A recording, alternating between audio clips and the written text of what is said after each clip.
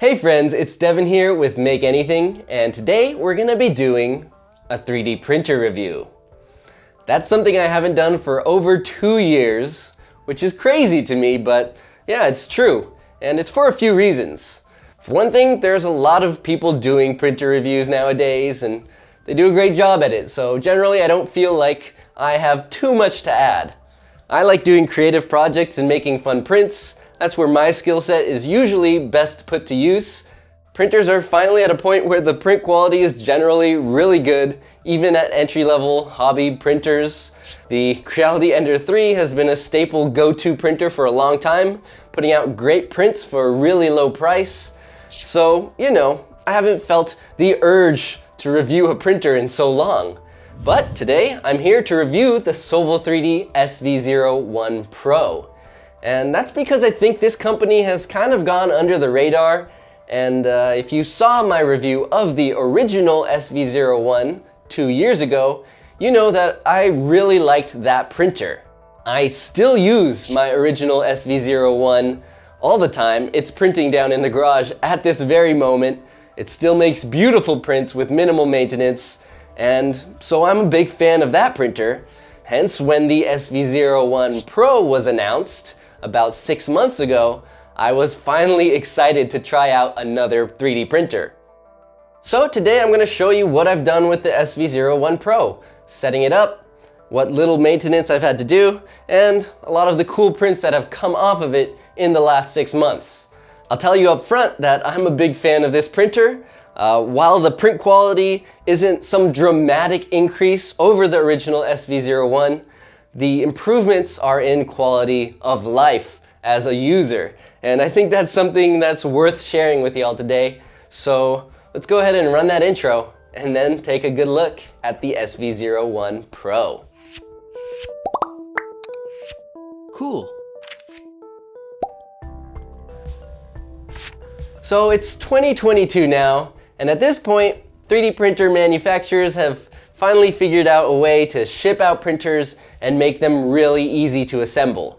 And this SV01 Pro was no exception. Out of the box, there's only a handful of screws that you gotta screw in, some things to plug in, and you've pretty much got the printer ready to go. It's funny, I tried to do a time lapse of myself building this printer, but the process was so quick that it's not much of a time lapse at all. I spent literally 15 minutes putting this thing together, and then maybe another 10 minutes running the leveling procedure for the first time. This printer does have auto bed leveling, which is one of the major upgrades over the original SV01. But generally, when first setting up a printer, you still want to run the manual bed leveling procedure first. We'll start by heating the bed up to 50 degrees Celsius to account for expansion of the metal platform. Then go to the leveling menu and select aux level to move the print head above the leveling screws at each corner of the bed. Then, using a piece of paper or a calibration card, we'll adjust each corner to leave a tiny gap between the bed and the nozzle. This is standard procedure that many hobby printer enthusiasts are used to, but now we can take it a step further with the auto leveling process, which uses the Creality probe to measure 16 points on the bed. Mesh leveling like this isn't anything new either, but in the past I haven't been impressed with the BL Touch probes and other methods on various printers, and always found myself getting more consistent results using manual leveling and a simple limit switch for the Z-axis. With that said, I've found that this metal probe works super well. Here we can see the tiny micrometer adjustments made at each point for that little extra level of precision, and the overall consistency of this probe is finally at a point where I consider it a valuable improvement. Getting a proper first layer is critical and often a huge pain point with 3D printers, and that's greatly alleviated here thanks to great leveling, as well as a good build surface. And thanks to the flexible magnetic sheet, it's still super easy to remove parts without a scraper or any extra tools. Here's that test benchy. Not especially remarkable, but quite good for a test print with the sample filament. And here's a little birdie I sliced myself and printed next, and it's really clean. For certain materials like ABS and ASA, it can be helpful to use hairspray or a glue stick to help with adhesion, but generally this bed material works well for most filaments. I just happened to be testing this 𝐒𝐡𝐨 XCF Pro 3D printer at the same time, and I realized they share virtually the same bed size. So I tried using 𝐒𝐡𝐸's spring steel PEI build plate instead, and I really like this one as well. Adhesion on this bed is amazing, yet once it's cooled down, the prints often release completely on their own. It does leave a very pronounced texture that can be good or bad depending on the print, so I've just ended up using both of these build plates interchangeably based on the intended finish. Now, I know I've been framing this printer as all sunshine and rainbows, but there was one issue right at the beginning that was pretty annoying, and I've been assured it's not a common occurrence, but it did take me some time to figure out. Basically, as soon as I started printing, I noticed that the touchscreen would sometimes stop responding, and it comes off of its stand like this so that you can handle it from different positions, I guess, and I'd have to hold it in certain orientations for the touchscreen to work until it stopped working completely. And because of that, I figured it was probably the connection to the back of the screen, or the screen itself, or the cable that were going bad. So that's a problem, and eventually I opened up the bottom and found that the connection to the main board is where the cable was loose. So I guess it got jostled around too much during shipment, and that ended up making it a bad connection. And my solution was what's done on a lot of cheap printers, which is just to hot glue the plug into place. It's not the prettiest fix, but it does the job. After that, the screen was working again, and I was back on the road. Again, Sovol assured me that it's not an issue that happens often, but, well, if it happens to you, now you know the fix. Besides that, there was one other occasion that was kind of on me, where I put a bag over the printer, covered it with a reflector, and tried to get it really hot so that I could print recycled styrene material on this printer. It got so hot in there that the fan shroud actually started deforming and melting a bit. So this isn't a high temperature printer. It can handle PETG and any material up to 250 degrees, but if you really want to print super high temperature specialized materials, maybe this isn't the printer for you. I'm going to take the blame for that one because I was really trying to push the limits of what this thing could do. With that said, I do not want to understate how good my general experience with this printer has been. Besides having to fix the cable and occasionally swapping out the build plate between those two different materials, there have been no other modifications or upgrades I've had to do to this printer. Now that I think about it, I haven't even adjusted the tension knobs on the X and Y belt.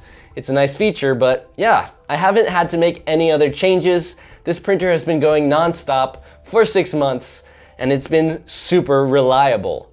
It's the consistency of this printer that really sold me on it, and I think it's a huge benefit to anyone who's just getting into 3D printing so that they don't have to deal with all kinds of minor tweaks and fixes to start getting great prints. I guess that goes for anyone who just wants to have a good 3D printer, or even if you're trying to put together a cheap printing farm, that consistency is going to be a real benefit.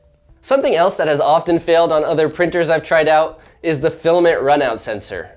I've pretty much stopped using the filament runout sensor on any 3D printer I've tried that comes with one because generally over time it becomes less reliable. It starts giving false flags and pausing the print when it really doesn't need to pause, and it just ends up adding complexity. In this case, while it hasn't saved me really, it also hasn't caused me many problems. The one time I did have filament snap, it was actually between the runout sensor and the extruder, so that wasn't caught, but that was the result of brittle filament. I suppose if the runout sensor was directly above the extruder, it could have caught that. I guess that's one thing that I could see being an improvement, is to have the runout sensor closer to the actual hot end, so if filament breaks anywhere along the way in, it does actually catch that runout. But again, that's only happened once, and it was with really old brittle filament, so maybe just try using good filament. Another notable feature is the 32-bit silent mainboard that allows for faster and quieter printing. When I reviewed the SV01, I mentioned that the noise could be a problem in certain working environments, and that's been dealt with on this Pro version, with the cooling fans being the noisiest parts. Speaking of fans, I'm quite the fan of the overall user interface here. It's no iPhone, but it's quite straightforward to adjust temperatures, select files to print, move the print head, and all those basic functions. We can even access more advanced settings like PID tuning, velocity, acceleration, and jerk, which many other printers don't provide such easy access to. Finally, the spool holder can just barely fit a giant 5 kilogram MatterHacker spool, which some of you might find handy. Next up, despite never having to do so, I thought it would be a good idea to open up the extruder just to see what it takes to get inside. I appreciate that I can use the same 2mm hex key to remove the probe, the cooling fans, and the heatsink.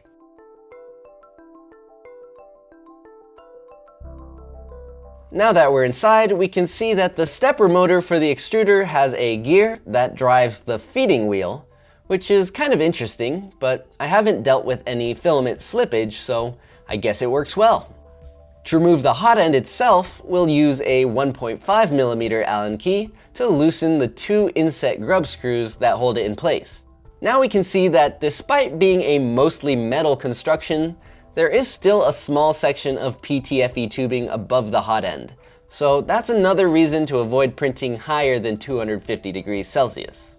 So I'd say it's relatively easy to access the internals here in case anything ever needs to be swapped out, and reassembly is just a matter of doing the same process in reverse. Again, I haven't had to do this in 6 months, so this shouldn't be something that you have to do often. I've also never swapped the nozzle, so I decided to try that as well.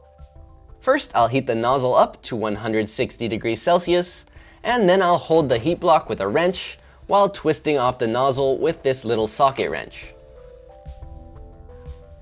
The shape of this nozzle is a little bit different from others I've seen, but the thread is standard, so most generic nozzles should also screw on just fine. We'll make sure the new nozzle is snug, replace the silicone sleeve, and it's good to go. Alright, that's actually all I really have to say about the hardware of this machine. It's pretty straightforward, but it works great, and it's super reliable, which I think is something that a lot of people first getting into 3D printers want. It's really handy not to spend so much time tinkering with your printer, unless that's the kind of hobbyist you want to be. In which case you could save money, get an original Creality Ender, and have fun doing all the upgrades and tinkering. If you just want a solid, low-cost workhorse, this thing's doing its job. So for the second half of this review, why don't we just look at a whole bunch of the different prints I've done in the last 6 months on the SV01 Pro. I've printed in a bunch of different materials. I've printed very simple parts and some more complex parts. So yeah, I think it's handy to just see what's coming off of this printer. We'll start with this Serpinsky Pyramid model shared by Nat a Cyborg on Printables. This model is surprisingly printed as a continuous spiral using vase mode, which is so cool, especially using MatterHacker's Quantum PLA. It's so awesome that I ended up printing 2 of them, and then I glued them together to make this crazy ornament. A Serpinsky octahedron, I suppose. I also designed my own ornament and printed it using the same quantum filament. I definitely should have sliced this so the retractions are along the edge. Silk filament shows everything, but I promise this looks really cool in real life. And as it spins, the reflections radiate outwards just like I was hoping.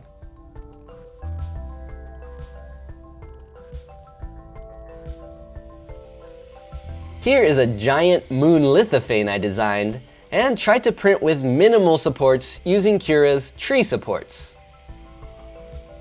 It was a rather stressful 30-hour print, so I was pretty excited when the supports finally connected with the model. When tips collide, There ain't nothing knocking us over, and this print is really gonna succeed.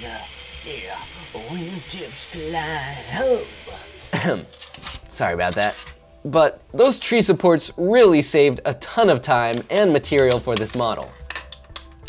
I mean, this bottom edge is hideous, but that was intentional since I knew it would be hidden once I installed the light, so I didn't support it.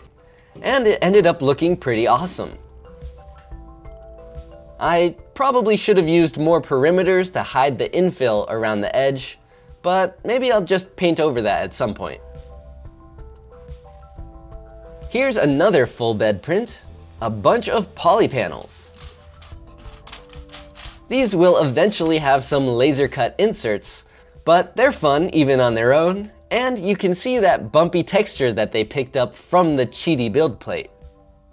I also took advantage of that texture for my latest phone case. It's designed to mimic the walls of my climbing gym. I printed it using Polyterra Marble White PLA, and the colorful holds are also Polyterra filaments, which I glued into place. You know, for extra grip.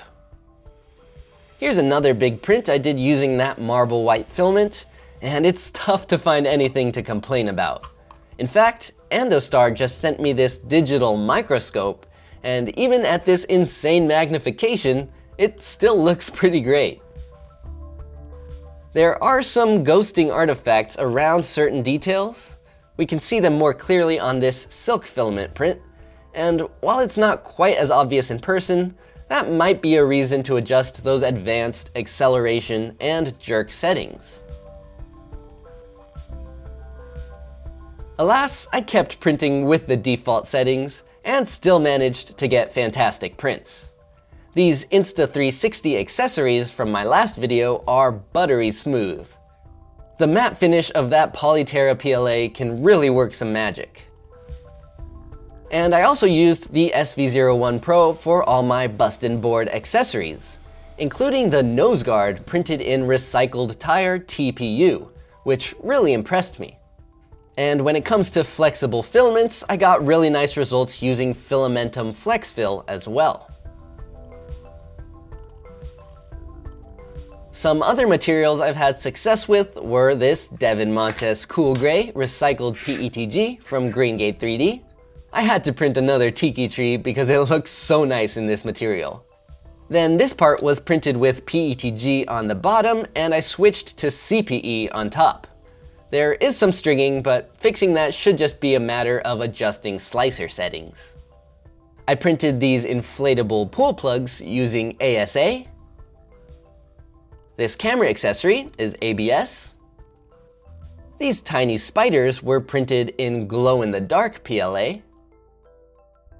And I was especially impressed with how well the SV01 Pro handles timber fill, which is a very brittle and finicky filament.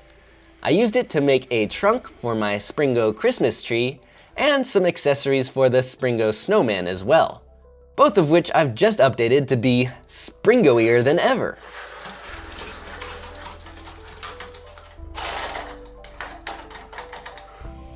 On the more functional end, I printed all these parts for this fully printed PCB vise designed by sneakypoo on Thingiverse.